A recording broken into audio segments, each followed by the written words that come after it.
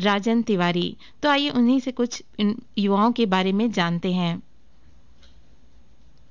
भारत युवाओं का देश है तथा यहाँ वर्तमान में विश्व की सबसे अधिक युवा आबादी निवास करती है। परंतु प्रारंभ में ही मैं यह बताना चाहूंगा कि कुछ दशकों बाद हम दुनिया के सबसे बूढ़े देश भी होने वाले हैं। अतः यह समय की मांग है कि युवाओं की अपरिमित क्षमताओं का प्रयोग अब किया जाए। अगर हम वर्तमान राष्ट्रीय परिप्रेक्ष्य में देखें तो युवाओं के समक्ष अनेक चुनौतियां हैं। आज भी हमारे देश में कार्यों को सामाजिक सम्मान के साथ जोड़ा जाता है। अर्थात अगर आप रिक्शा चालक, मजदूर या बढ़ई हैं तो आपको समाज में कम हैसियत का समझा जाएगा, जिसके कारण युवाओं को बचपन से ही पढ़ाई की अंधी दौड़ में डुबकी लगानी पड़ती है। युवाओं को बढ़ने के लिए सीमित अवसर देना भारत के भविष्य को अंधकारमय बनाना है। मैं जब भी ये सुनता हूँ कि अमेरिका के 40% वैज्ञानिक, डॉक्टर व इंजीनियर भारतीय हैं तो मुझे गर्व होने की जगह शर्म आती है कि क्या हम अपने देश की प्रतिभा का उपयोग भी नहीं कर सकते, जबकि दुनिया के बड़े देशों के नागरिकों को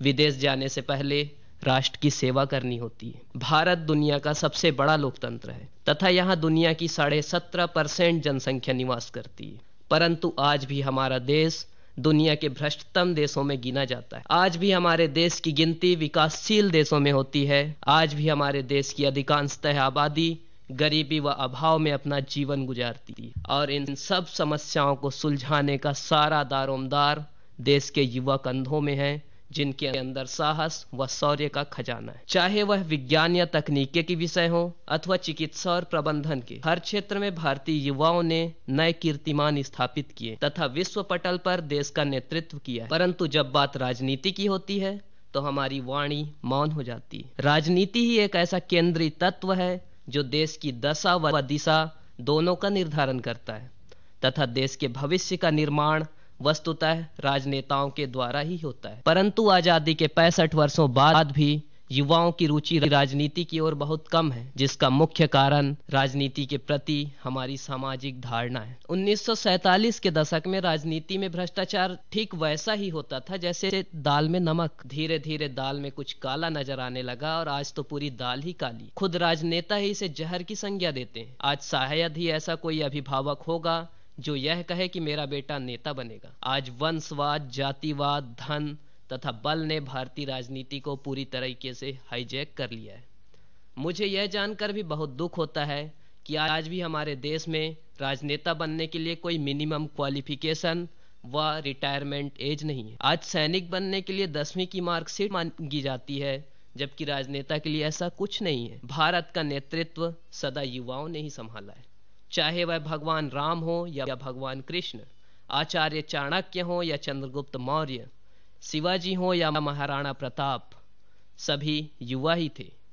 स्वामी विवेकानंद 39 वर्ष, आदि शंकराचार्य 30 वर्ष व भगत सिंह 23 वर्ष जीकर भी अपना नाम दुनिया के इतिहास में अमर कर दिए।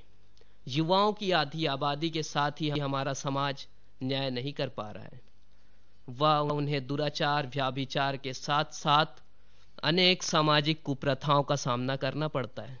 आज अगर महिला कुछ करना चाहे तो उनके चरित्र पर प्रश्न चिन्ह लगाया जाता है और ये आजकल फैशन की बात हो गई है। इस कुरीति से निकले बिना हम युवा शक्ति के जागरण की बात नहीं सोच सकते। इसके अलावा युवाओं का व्यसनों में फंसना भी पूरे समाज के लिए घातक है व इसके लिए जरूरी प्रयास करने होंगे। 2011 का भ्रष्टाचार विरोधी आंदोलन तथा 2012 का दुराचार विरोधी प्रतिरोध युवा शक्ति के जागने की आहट है तथा ये देश के तथाकथित सत्ताधीशों के लिए एक चुनौती भी है कि युवा शक्ति अब जाग रही है। जस्टिस JS वर्मा ने यह भी कहा कि मैं उन नौजवानों का ऋणी हूं, अगर वे नहीं होते तो दुराचार का मुद्दा उभर कर सामने नहीं आता। उन्होंने राह दिखाई है कि कैसे परिपक्व तरीके से बेहतर शासन हासिल किया जा सकता है। भारत में अंग्रेजी शिक्षा के संस्थापक मैकाले ने अपने पिता को एक पत्र में लिखा था कि जो भी व्यक्ति एक बार इस शिक्षा पद्धति से शिक्षित हो जाएगा वो अपनी सभ्यता, संस्कृति, मान्यताओं व धर्म पर आस्था नहीं रख सकता। वह केवल शरीर से भारतीय होगा तथा ऐसी शिक्षा पद्धति में पढ़ने वाले युवा से ज्यादा उम्मीद रखना एक मृग तृष्णा के समान है।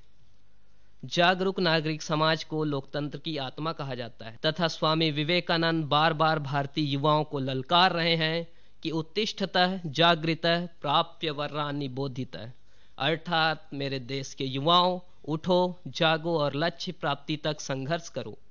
मैं अपने युवा साथियों को यह संदेश देना चाहूँगा कि वह धर्म, जाति व संप्रदाय से ऊपर उठकर अपने मत का प्रयोग करें तथा लोकतांत्रिक तरीकों से प्रशासन पर लगातार दबाव बनाएं ताकि सही अर्थों में भारत में लोकतंत्र की स्थापना हो सके। अंत में दुष्यंत कुमार की ये पंक्तियां कि हो गई है पीर पर्वत सी पिघलनी चाहिए, इस हिमालय से कोई गंगा निकलनी चाहिए, सिर्फ हंगामा खड़ा करना मेरा मकसद नहीं, मेरी कोशिश है कि सूरत बदलनी चाहिए।